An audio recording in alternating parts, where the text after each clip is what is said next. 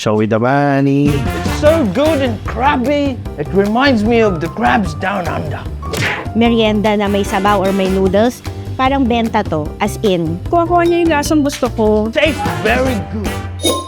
All you need para sa isang masarap na buhay is good food and good vibes.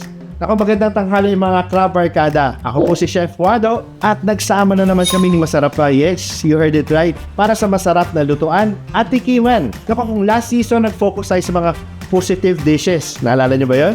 Ngayong season, gagawa tayo ng mga club-tastic recipes. Ako, abangan niyan. Kaya magkapit-kapit po tayo ng kamay dahil ito ng season 2 ng cooking trilogy na tatawagin natin The Clara Ole Crab Sauce Cooking Show.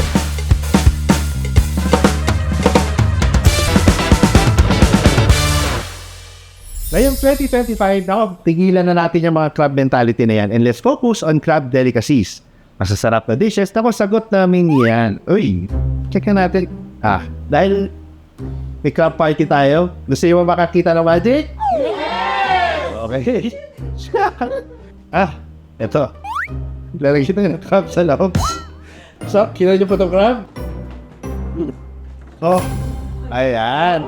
So, siyempre, tutulungan tayo ni Clara Ole Crab Flavor Sauce sa mga dishes na gagawin natin ngayong araw for this party. Because with Clara Ole, it's all you need. So, first recipe, gagawa tayo ng pang pecha de peligro na instant laksa recipe. Ready ka na ba? Okay, ngayon sisimulan na natin ang instant laksa natin. So, mag-init muna tayo ng pot at igigisa natin yung crab. We're gonna put some oil first, pang-gisa. And then, magsusuti lang tayo ng garlic and ginger. So, ito magbibigay sa atin ng aroma. And then, para makuha natin yung distinct laksa profile, maglalagay lang tayo ng konting lemongrass. So, ito pwede natin pitpitin ahead para mas ma-extract natin yung oils. So, pwede tayo gumamit ng kahit ng instant noodles. Masaya meron siyang sabaw. Then, we're gonna add some shrimp. Ihigisa muna natin yung weapons. So, papang-orange lang natin ang konti yung shrimp before we add our seasonings. Tapos, para mas maging malinamnam yung dish natin, di ba lahat ng mga instant noodles, meron silang seasoning. So, we're gonna add 2 sachets of our instant noodle seasoning para kumapit yung lasa dun sa hipon natin. Then, kapag nakita natin na medyo nagka-caramelize na yung hipon, yung mga garlic natin, medyo golden brown na, I think we can now add our water. So, nakuha na natin yung aroma na kailangan natin. So, magbuhusay na water. So ngayon, ilalagay na natin yung mga Asian elements natin dito. So we're gonna add some coconut milk.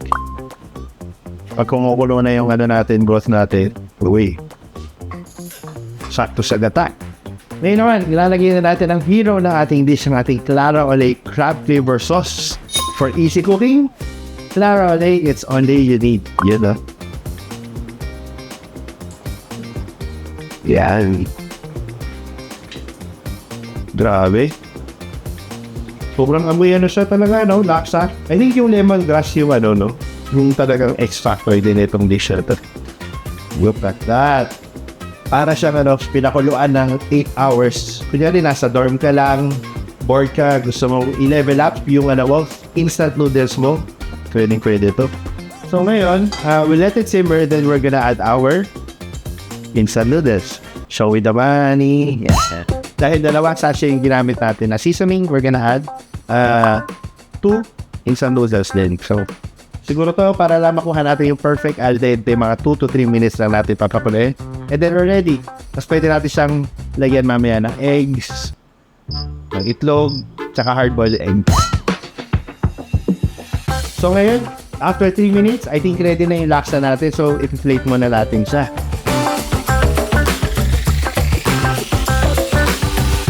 Mga Kabarkada, ano tingin nga sa recipe natin today? Pamalakasan laksa ba siya? Or it lacks a little flavor? Bago natin ito ipatikim kay masarap pa sa mga tikimizers, I think itikimize muna natin siya.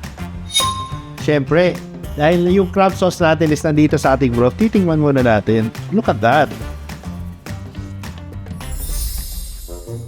Grabe, tingnan natin. Grabe, tingnan natin. Ang sarap ulit-ulitin. Yung tingin, grabe, sobrang malinamnam. And surprisingly, lasang-lasa mo yung crab.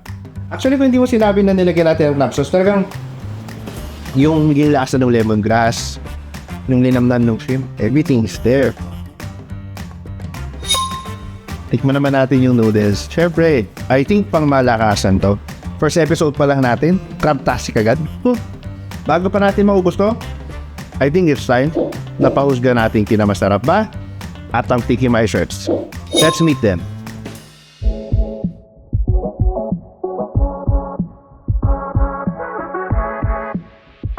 Actually, fan ako ng laksa eh. Every time na punta ako ng Singapore or Hong Kong or Malaysia, always, una ko yung laksa sa, na kainin. Ayun, kuha niya yung lasang gusto ko. Masarap siya. Well, number 1, ang ganda ng presentation niya. Tapos, very deep yung flavor. Akala mo talaga like, legit siya na laksa. And nagulat ako na instant noodles siya gawa. Pwede ko pala siya gawin sa bahay. Napakadali lang. At ang key secret pala niya is lalagyan natin siya ng Clara Olay crab sauce. Kung ako nga, pwede nga itong pambenta eh. Like kung kunyari gusto mo lang magbenta sa neighborhood mo or meron kang simpleng karinderya na pwede mo siyang i-offer as merienda na may sabaw or may noodles, parang benta to, as in. It looks like laksa. It smells like laksa. And it tastes like laksa. It's so good and crabby. And it reminds me of the crabs down under. Tastes very good. For me, sobrang sarap siya kasi kuwang-kuha niya yung yung legit na lasa ng laksa. So, for me, it's sobrang sarap. For me, this bowl of noodles, this laksa, is sobrang sarap. It smells like laksa. It tastes like laksa. Very good. Sobrang sarap. Para sa akin, masarap siya. Hindi lang dahil sa presentation, of course, pero dahil na-elevate ni Clara Olay crab sauce yung overall flavor niya. Nakakalain mo parang restaurant quality siya. So dahil dyan, for me, ang instant noodle laksa na ito ay crabtastic sa sarap! Maraming salamat, masarap ba? At sa mga tikimizers natin ngayong araw. Cooking na pina-easy at wala nang hahanapin pang iba.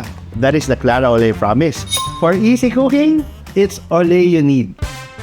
Kaya naman next episode, it's a wrap. Isang masarap na lap dish ang ating lulutuin. Kaya naman Krabarkada, wag ka na titingin sa iba. Kasi with Clara Olay, it's Olay you need. Ako po ni si Chef Fado, kasama si Masarap ba at ang mga tikimizers.